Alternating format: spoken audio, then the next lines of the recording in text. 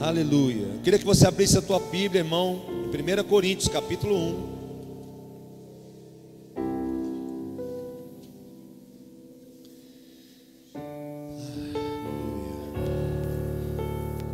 Eu vou continuar no roteiro aqui, meu irmão.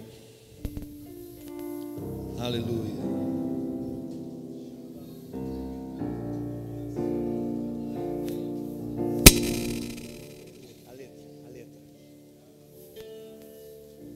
Aleluia. Põe meus pés inabaláveis. Aleluia. Louvado seja o teu nome, Senhor. 1 Coríntios, capítulo 1. Faz meus pés inabaláveis na jornada, na presença do meu Jesus. Meu Espírito me guie sem fronteiras, faz-me andar pelas barreiras, por onde quer que eu vá. Faz meus pés inabaláveis na jornada, e a minha prece, aleluia, na presença do meu Jesus, na presença do meu Jesus. 1 Coríntios, capítulo 1, versículo 1. Aleluia. Paulo, chamado pela vontade de Deus para ser apóstolo de Jesus Cristo, e o irmão Sóstenes, a igreja de Deus que está em Corintos, aos santificados em Cristo Jesus, chamados para ser santos, com todos os que em todo lugar invocam o nome do nosso Senhor Jesus Cristo, Senhor deles e nosso. Graça a vós outros e paz da parte de Deus nosso Pai e do Senhor Jesus Cristo. Amém. Queria que você sentasse, meu irmão.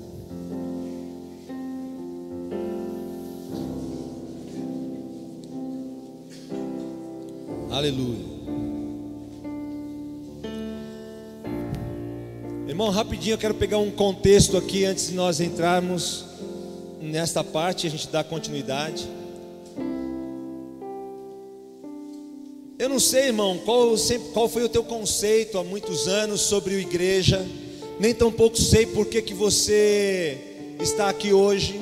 Não sei o que você pensa sobre a igreja. Eu estou falando em todas as esferas. Eu não sei o que você pensa sobre a igreja. Eu não sei o que você tem para dizer sobre a igreja que você congrega. Eu não sei. Eu não sei se você gosta de mim, irmão. E para mim pouco importa se você gosta de mim ou não. Pouco importa. Para mim o que importa, meu irmão, é se você me ama. Isso me importa. Não importa se você me prefere. Se você prefere ao pastor Leandro ou a mim. Porque se você prefere ao pastor Leandro, Jesus quer que você me ame. Tá certo? A igreja de Coríntios, meu irmão, era uma igreja como a grande capital de São Paulo, onde tudo acontecia ali. Coríntios era uma cidade onde todas as coisas aconteciam, porque aquela era a cidade grande. As rotas para o mar, tudo, o mercado de venda de animais, todos os negócios aconteciam em Coríntios. E como toda cidade grande, Coríntios tinha um problema, ou vários problemas. Porque não é só o mercado legal que funciona, o mercado ilegal também funcionava em Coríntios. As pessoas tinham problema de relacionamento, porque elas tinham invejas umas das outras, como acontece na cidade grande. Uns com bons carros, outros outros não. Na cidade grande você encontra diversas situações onde pessoas têm muito poder aquisitivo e podem comprar o que querem, outras pessoas passam situações difíceis. Na cidade de Coríntios, pessoas tinham palacetes para morar, outras pessoas viviam nas ruas. Naquela cidade grande existiam muitas pessoas que haviam nascido lá, como também havia muitas outras pessoas que haviam chegado e morado lá, vinham de outros lugares. A cidade de Corinto era uma cidade assim. E não diferente disso, irmãos, dentro da igreja haviam pessoas, pastor, com diversos pensamentos, sabe? Eles tinham uma opinião sobre a igreja. Cada um tinha a sua opinião, afinal de contas, essa é a minha opinião. E a igreja de Corinto, irmão, vivia um dilema muito grande, que era fazer com que a igreja vivesse diferente da forma como as pessoas viviam no seu cotidiano. E você abre aí no teu capítulo 10, no teu versículo 10 desse capítulo 1. Eu queria fazer uma rápida leitura para você poder entender melhor aqui o que a gente está dizendo. No livro de Coríntios, 1 Coríntios, capítulo 1, versículo 10, Paulo está dizendo assim, olha, presta atenção nisso aqui, irmão. Rogo-vos, pois, irmãos, pelo nome do nosso Senhor Jesus Cristo, que faleis todos a mesma língua e que não haja entre vós divisões. Antes, sejais inteiramente unidos, na mesma disposição mental e no mesmo parecer. Pois a vosso respeito, meus irmãos, fui informado pelos da casa de Cloé, de que há contenda entre vós. Há 2000 anos atrás, meu irmão, quando havia uma fofoca, ali o fundador da igreja, né? Hoje a gente toma muito cuidado para não ficar expondo, né, pastor? A gente não quer expor ninguém. Mas quando Paulo escrevia uma carta, ele dizia, olha, eu fui informado pelos da casa do Silva lá, a casa da irmã Jurema, que vocês, olha aí, irmão, o negócio era reto, porque se alguém falava alguma coisa, aquilo era levado para que todo mundo soubesse, e aí as pessoas se vigiavam. Opa, deixa eu falar nada não, porque estou falando isso, meu irmão, até engraçado. Eu tinha algo no meu coração e domingo o pastor falava muito sobre isso. Isso aqui não é uma continuação, pastor, mas estava no meu coração isso há um tempo. E ele dizia assim, olha, aí no versículo 11, pois a vosso respeito, meus irmãos, fui informado pelos da casa de Cloé, de que há contenda entre vós. Mas isso aqui só acontecia há 2000 anos atrás, irmãos. Só não acontece aqui entre nós. Você que está nos visitando, irmãos que são mais novos na fé, viu? Na sua família eu acredito que não acontece isso, né? De haver divisão, de haver, né? Afinal de contas, quando nós temos um casamento, né? O pai, a mãe, o marido e a esposa, eu tenho certeza que quando eles estão se casando, o que eles querem é dividir a atenção dos filhos, né? Ela quer ser mais atenciosa do que o marido, não é assim? Quando você casou, você falou, não, eu quero que meus filhos dêem preferência a mim. Tenho certeza que não, irmão. Tenho certeza que quando você casou, você pensou em viver uma lua de mel eterna, que os seus filhos amassem os dois da mesma maneira, né? Mas durante muito tempo na nossa vida, a gente acaba rivalizando dentro da própria casa. Eu não estou falando de igreja, eu estou falando de casa agora.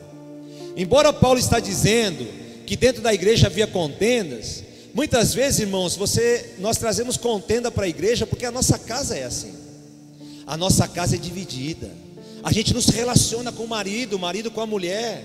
Nós nos damos mal com os filhos não nos respeitam. E o que nos resta? Contenda na igreja. Porque eu estou habituado. É assim que eu tomo meu café da manhã quando eu levanto. É em contenda, é em divisão. E Paulo então está falando com as pessoas que estão sentadas nas cadeiras da igreja de Guaratuba, 2000 anos depois. Eu tenho ouvido de muitas pessoas que entre vós há divisão, que entre vós há preferências. Mas, meu irmão, sabe o que Jesus fez? As pessoas, elas imaginavam Jesus de uma forma, imaginavam ele um Golias talvez, aquele que viesse para libertar, fosse gigante, grande, forte, rico, que pudesse governar à sua maneira. Então Jesus vem da forma mais humilde, mais simples, vive no meio das pessoas para saber a real necessidade delas. Então você tem preferência. Você prefere o pastor Leandro, como eu usei de exemplo, a mim. Então, meu irmão, para que os seus pés sejam inabaláveis, você tem que amar quem você não prefere. Amar a mim, ou amar quem você conhece é fácil. Difícil é amar alguém que de repente levanta calúnia sobre você. Não é com a tua justiça, meu irmão, porque Deus tem uma forma diferente de justiça. Quando você se coloca à disposição de fazer a justiça conforme você pensa, o seu pé se torna um pé abalável. Você não tem mais segurança naquilo que você faz, porque tudo que naquilo que você se vê, você quer justiça da sua maneira, da sua forma. Então Paulo está dizendo aqui que ele havia sido informado de que havia contenda entre eles. Olha só o que ele diz no versículo 12: refiro-me ao fato de cada um de vós dizer: eu sou de Paulo, eu sou de Apolo, eu sou de Cefas, eu estou com o pastor Fred, eu estou com o pastor Mauro, eu prefiro aquele que canta ali, eu prefiro o outro pregando. Acaso Cristo está dividido? Ele faz essa pergunta. Acaso Jesus, ele fez acepção entre as pessoas? Acaso quando ele morreu ele disse: não, só pelos judeus, pelos outros não? Acaso ele disse: só pelos da minha casa, da casa do meu vizinho não? É isso que Paulo está dizendo. Acaso aquele que tem mais dinheiro? Não, eu morro só pelos humildes, pelos que têm dinheiro não. Acaso, irmãos, Jesus está dividido? Por acaso como anda a tua casa? Por acaso como andam os teus relacionamentos? Como andam os teus comportamentos? Como anda você com a tua mulher, marido? Como anda você com o teu esposo, mulher? Filhos, como andam vocês com as suas mães? Como andam vocês com seus pais? O Jesus que vocês vêm buscar na igreja não é dividido. Não há divisão. Por acaso foi Paulo crucificado em favor de alguém? Porventura vocês foram batizados em nome de outra pessoa que não Jesus Cristo?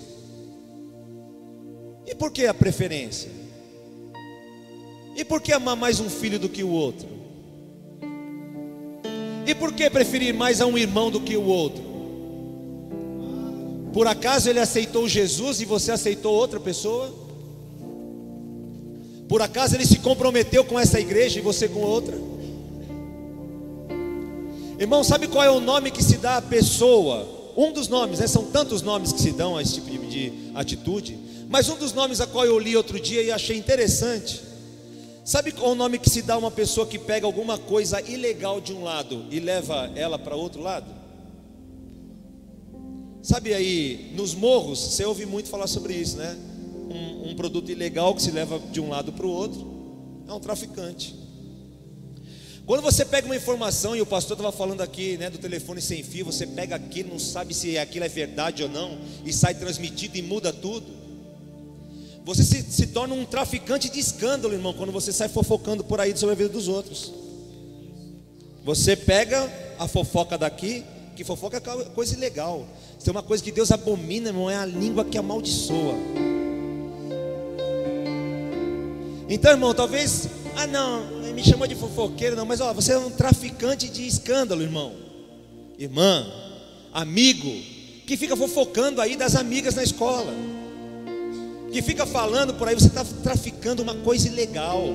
Não é legal falar das pessoas, muito menos mal. Se você não tem algo de bom para dizer, então, meu irmão, você se omita, fica calado. Porque quando um tolo fica calado, sabe por que ele passa? Ele passa por sábio. Quando um tolo fica calado, ele é visto como inteligente. Vai se meter a besta para ver. Vai falar o que você acha por aí.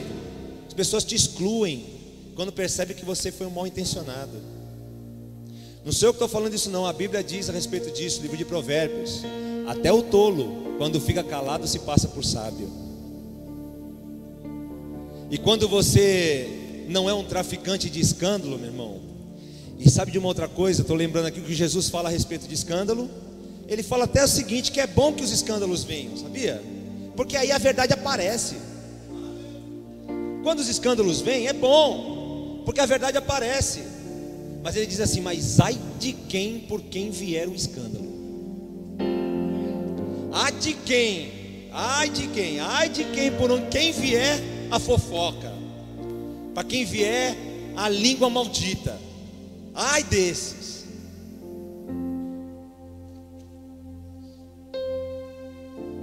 Dou graças a Deus, 14. Dou graças a Deus porque a nenhum de vós batizei, exceto Crispo e Gaio, para que ninguém diga que fostes batizado em meu nome.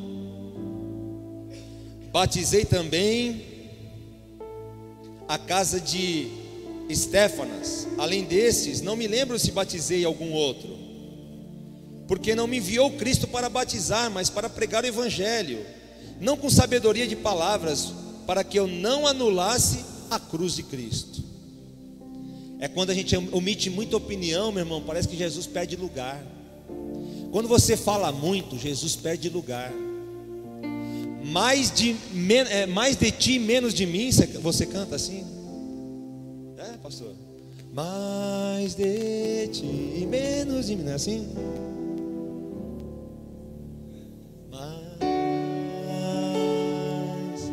de ti, mais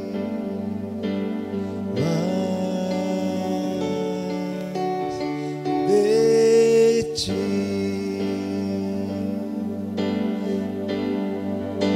e menos de mim, e menos de mim. Não é assim que você canta? Você conhece isso? Que ele cresça, eu diminua, que ele apareça, eu me constranja com a sua glória e todo teu amor, infinita humildade, servo, aquele que serve a todos os irmãos. Aleluia. Dessa introdução, irmão, porque eu quero te falar sobre o amor de Deus. Eu falei, pai, eu não tenho direito de falar sobre a sua vida, mesmo porque eu também não vivo. Irmãos, eu sou uma pessoa muito reservada. As pessoas me conhecem a minha família, porque eu prefiro que as pessoas vejam em mim atitudes que as convençam de que eu amo a minha família. Eu prefiro que vocês vejam em mim, não que eu fique dizendo que eu faço A ou faço B.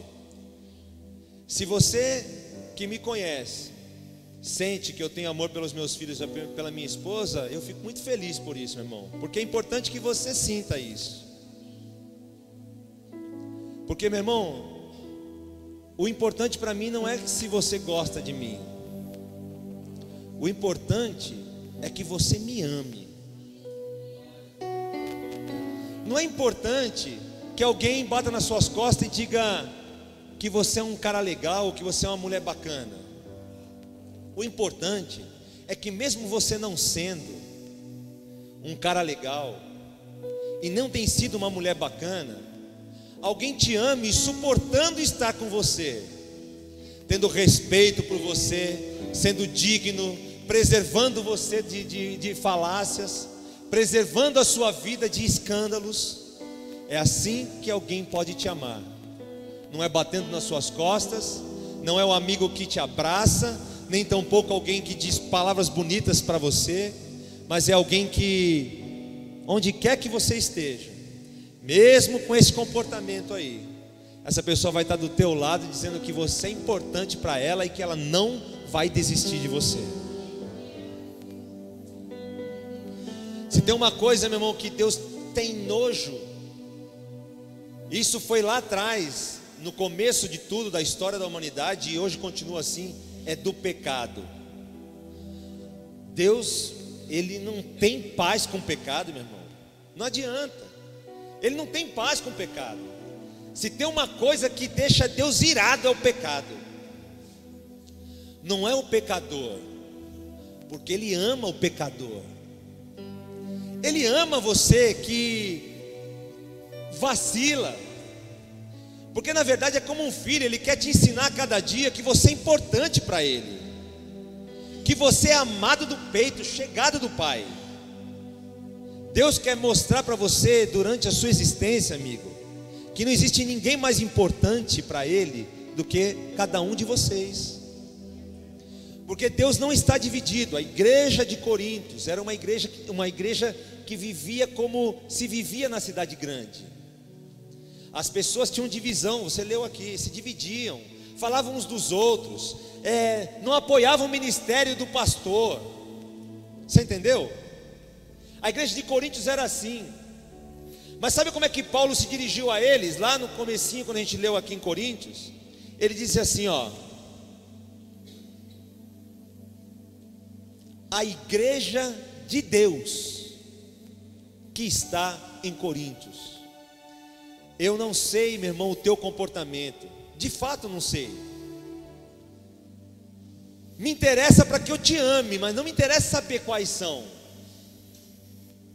Mas eu quero que você saiba de uma coisa: independente de onde você estiver, meu irmão, esta aqui é a igreja de Deus em Guaratuba. Hoje em Guaratuba, amanhã Rio Santos. Mas você é a igreja de Deus. Ele não descarta você. Mas Deus não gosta nada de pecado. Ele não gosta de escândalo. Ele não gosta de fofoca. Ele não gosta que você maltrate a esposa e que você mulher desrespeite o teu marido. Ele não gosta que os filhos se levantem contra os pais. E nem tampouco que os pais abusem da sua autoridade sobre os filhos. Ele não gosta disso, porque isso vai contra os seus mandamentos. Nós pais devemos corrigir. Chegou ao ponto de você, meu irmão, ter uma educação alucinada com teu filho, é porque em algum momento você perdeu o reio. Eu não estou dizendo com a maior tranquilidade do mundo, porque em vários momentos da minha vida parecia que eu havia perdido também ali o controle sobre minhas filhas. Mas eu percebi que com o amor do Senhor e calado, com o exemplo, as pessoas começam a te observar. No começo do culto nós estávamos aqui brincando e eu falava para Amanda que o pequenininho dela via as pessoas fazendo as coisas aqui. Criança é assim, viu? Não se engane você que criança só começa a aprender as coisas depois de 6, 7 anos, tá? Porque a criança tem o que, 2 anos? 1 ano e 8 meses. E ele não aprendeu isso hoje, então eu acredito que antes disso ele já viu. Então, ele viu o Fábio tocando ali a bateria. Sabe o que ele fez? Ele foi lá, procurou onde estavam as baquetas, pegou as baquetas e sabia onde tinha que bater com a baqueta. Desde muito cedo, as crianças observam o seu comportamento, pai. Desde muito cedo, mãe, as crianças ouvem o que você fala. Desde muito cedo, irmãos mais velhos na igreja, os mais novos quando chegam, eles observam como é que você age. Viu? Não, mas ele é novo na fé. Ele tem só 8 meses, mas ele sabe muito bem onde está a baqueta e onde deve bater. Ele sabe muito bem se você está batendo a baqueta no violão. Por que ele não pegou a baqueta e foi bater no violão? Ele foi bater na bateria. Porque se uma criança que não é capaz ainda de raciocinar o que está fazendo, ele sabe observar e reproduzir igual, eu quero te dizer, irmão mais velho, que o teu irmão mais novo observa os teus passos.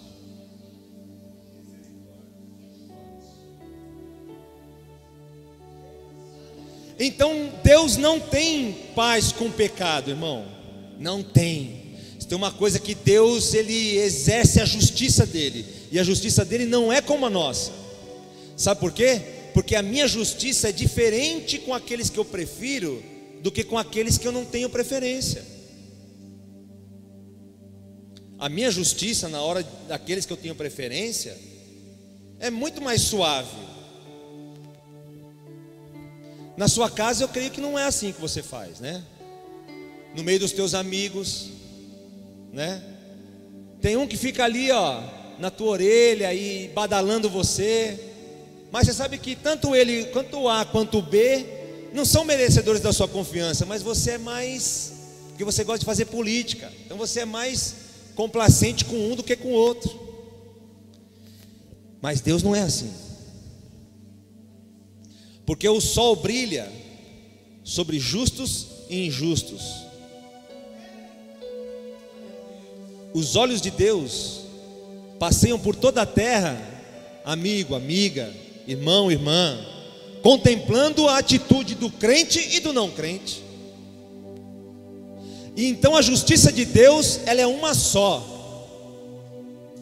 contra o pecado. Sabe o que Deus fez uma vez, irmãos?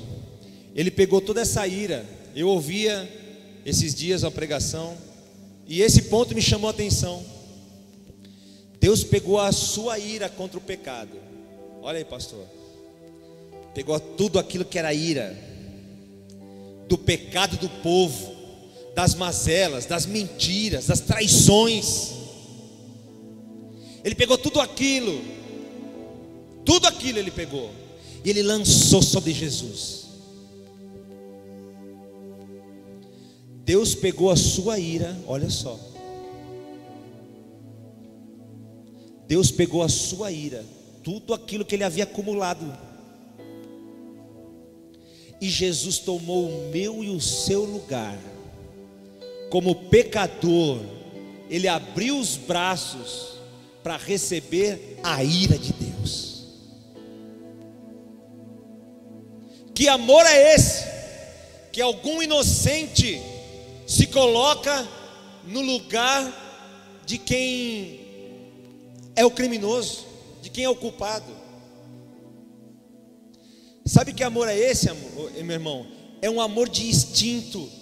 Talvez você vá se achar agora, mas espera aí, como assim amor de instinto? Eu vou tentar te explicar. Você sabe quando um pai fica durante muito tempo na vida de um filho, o filho não faz isso, o filho não faz aquilo, e o filho se perde por aí, e de repente o pai, ele percebe uma situação de perigo contra o filho. Sabe o que o pai faz? Ele avisou, ele falou, não faça, não faça, não faça, não faça. Mas de repente alguém intentou contra a vida do filho. Se o pai puder, ele se lança na frente. Ele se lança na frente, isso é instinto.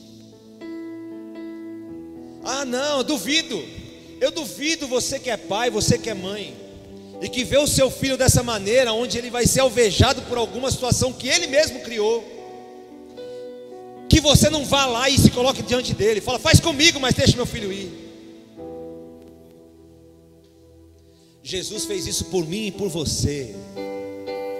Nós criamos essa situação, irmão, desde o começo, do princípio de tudo. O homem criou essa situação, essa situação de pecado, essa situação de mentira, de morte, de inveja, de fofoca, de divisão. Mas um dia o meu Senhor, o seu Senhor, disse, não faz isso com ele não. Daqui tudo que eu puder carregar, tudo, lança sobre mim tudo. Porque aquele que é pecador é merecedor da morte. Jesus, ele se colocou no meu lugar e no seu lugar, como merecedores de morte, meu irmão, para que você e eu pudéssemos trilhar um caminho de vida eterna. Só Ele sabe o quão importante isso é. E Jesus te ama tanto, meu irmão, mas Ele te ama tanto, amigo, você que está visitando, eu quero que você saiba disso. Ele ama você tanto, de uma maneira assim que não dá para você medir, que Ele preparou moradas para que a gente vivesse junto. Ele nem te conhecia, ele nem sabia que você ia ter esse rosto lindo, nem tampouco que você ia ser tão amoroso assim com a sua esposa.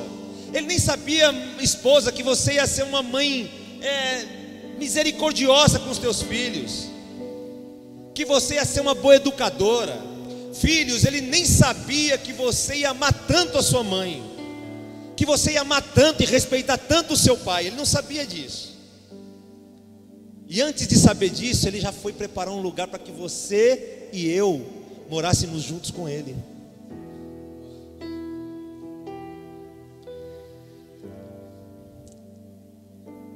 Só mais uma coisinha, irmão, já vou estar terminando. Lá o profeta Jeremias,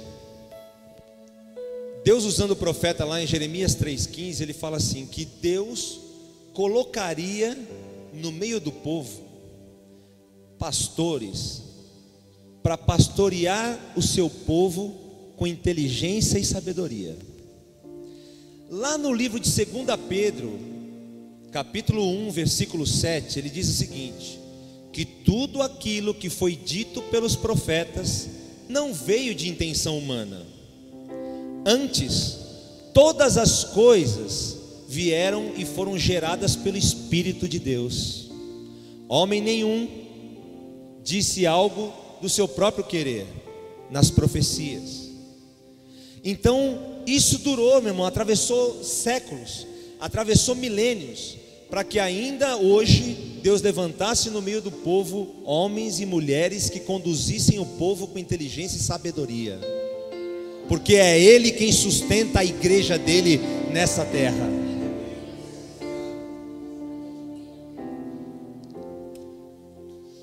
O livro de João 3,16, um dos versículos que você talvez saiba de cor, né? Além do Salmo 23, Senhor é meu pastor, tal, não é isso? Você sabe tudo.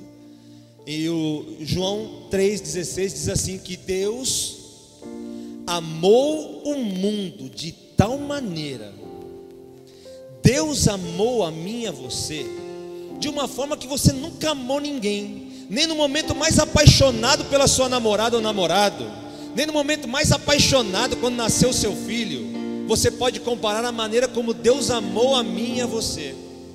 Porque Deus amou o mundo de tal maneira que Ele pegou o seu filho ali, ó, o único, aquele que não tinha pecado, não tinha nada para se dizer contra Ele.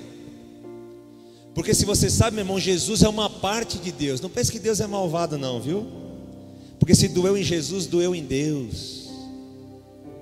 Se doeu em Jesus, doeu muito em Deus. É o pai e o filho. Não há pai que não se compadeça do sofrimento do filho. Pelo menos na minha casa é assim. Não sei se na sua é.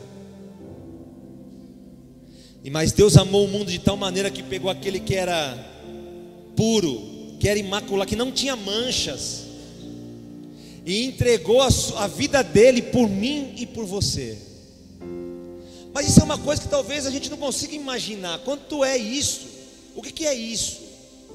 Qual é o tamanho disso? Qual é o tamanho de eu parar de ter preferência? Deus faz ao contrário, né? Colocou a ira dele e a justiça dele sobre o inocente. Eu não faria isso.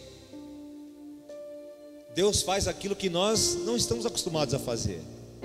Jesus faz coisas que você nem de longe pensa que Ele é capaz de fazer, de transformar a sua vida, de mudar a sua sorte, de trazer você de volta ao primeiro amor, de resgatar e curar as suas feridas, de livrar a sua vida de feridas de morte, de tirar você do meio do enrosco que você está passando, de você resolver alguma coisa que parece insolúvel na sua vida. Jesus faz aquilo que o ser humano desconhece. 1 João 3,16. Não é mais João 3,16. 1 João 3,16. Porque este é o exemplo, João diz, desculpa. Porque este é o exemplo que Cristo deu a sua vida por nós, pastor. Este é o exemplo Cristo deu a sua vida por mim e por você. Este é o exemplo.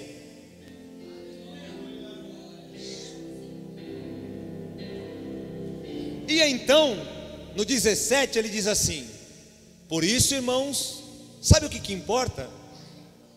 Que você dê a sua vida pelo do seu irmão. Abra aí 1 João, capítulo 3.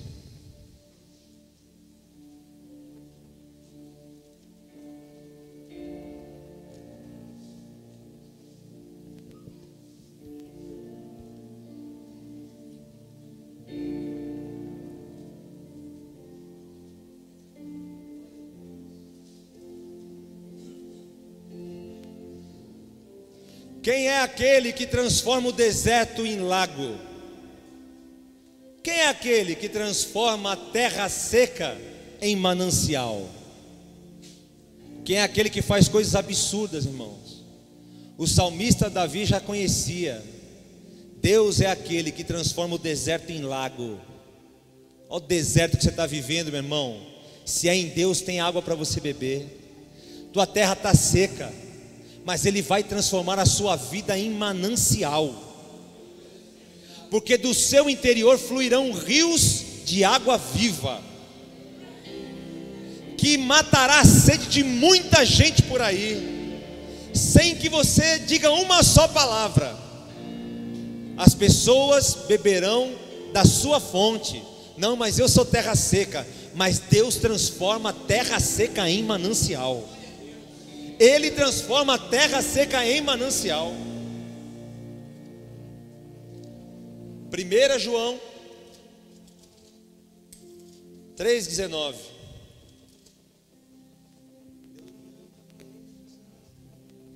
1 João 3,16, né?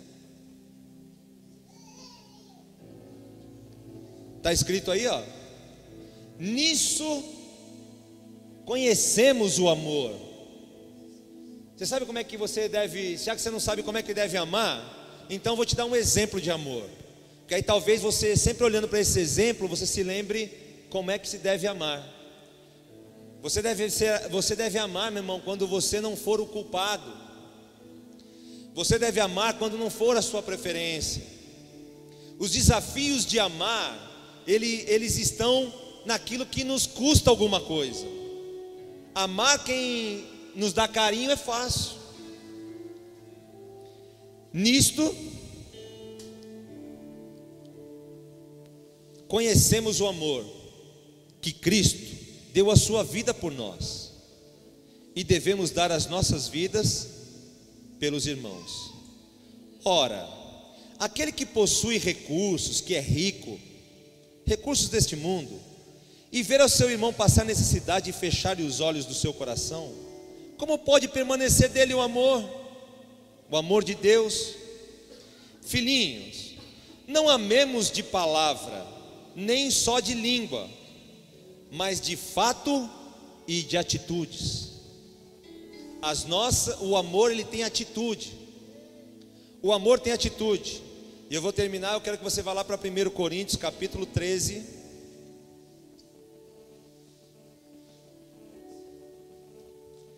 Você sabe como é que é o amor? Já tem um exemplo. Jesus é o exemplo de amor, porque Ele entregou a sua vida por mim. Mas Jesus, então, me diz, por que você, Jesus, entregou sua vida por mim? Aí Paulo vai explicar aqui, ó. Sabe por quê, irmão? No versículo 4, 1 Coríntios capítulo 13, versículo 4. Sabe por quê? Porque o amor, ele é paciente. O amor é benigno. O amor não arde em ciúmes, não se ufana. O amor não se ensoberbece, não se conduz inconvenientemente, não procura os seus interesses e não se exaspera, não se ressente do mal, não se alegra com a injustiça, mas regozija-se com a verdade. O amor tudo sofre, tudo crê, tudo espera, tudo suporta. O amor jamais acaba. Aleluia. O amor jamais acaba.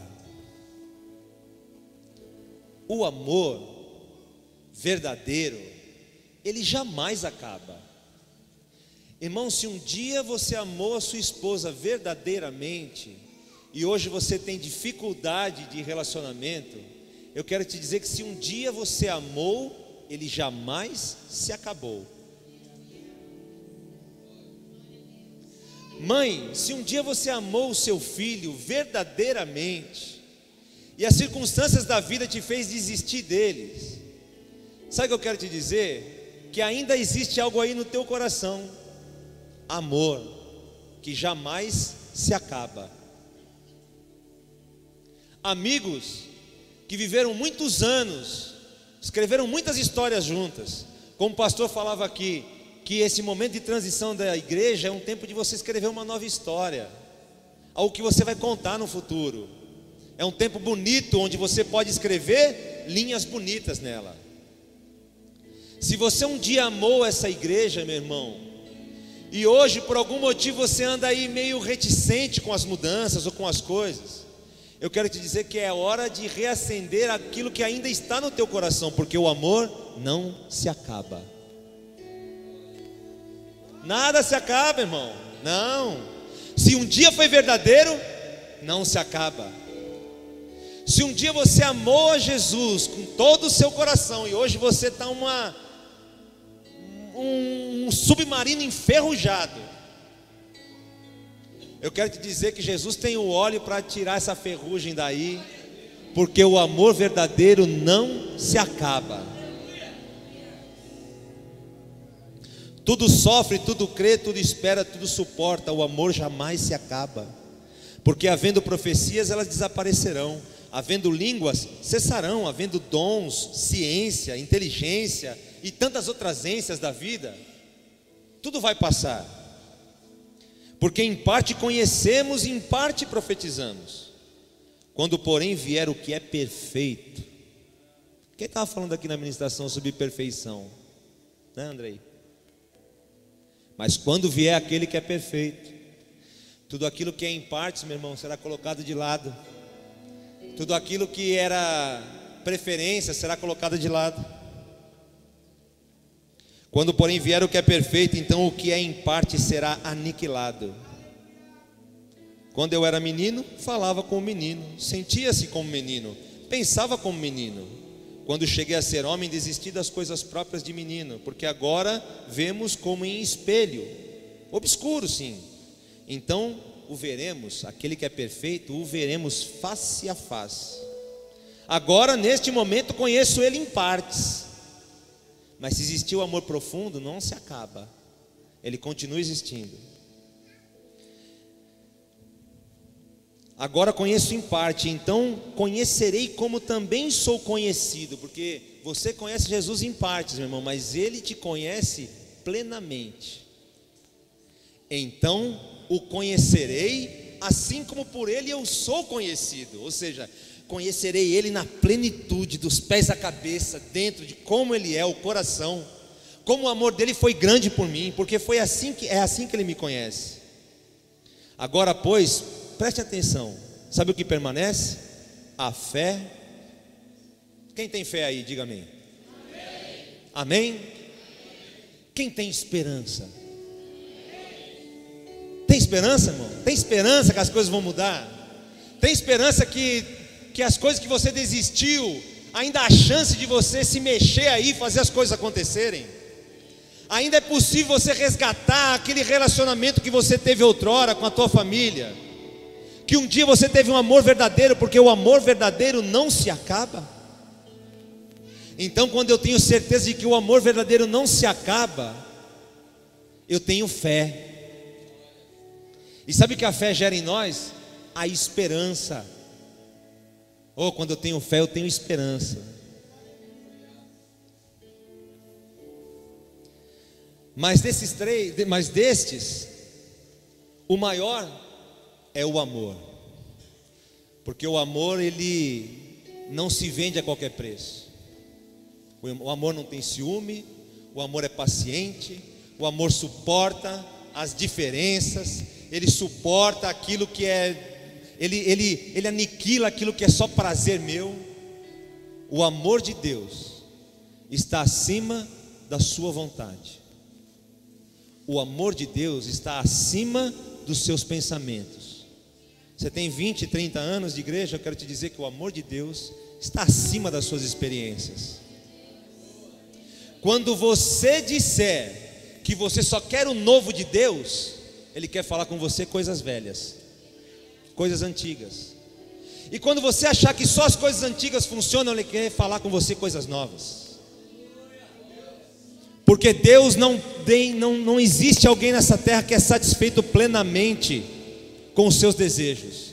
Ele tem que ter o coração aberto para o agir de Deus. Quando eu pensar em coisas antigas, Deus quer comigo coisas novas. Quando eu estiver habituado só com coisas novas, Ele quer falar comigo coisas antigas. É assim que eu entendo. É assim que os meus pés são inabaláveis. Mesmo sendo assim, pobre pecador, Deus me ama. Fica em pé, meu irmão.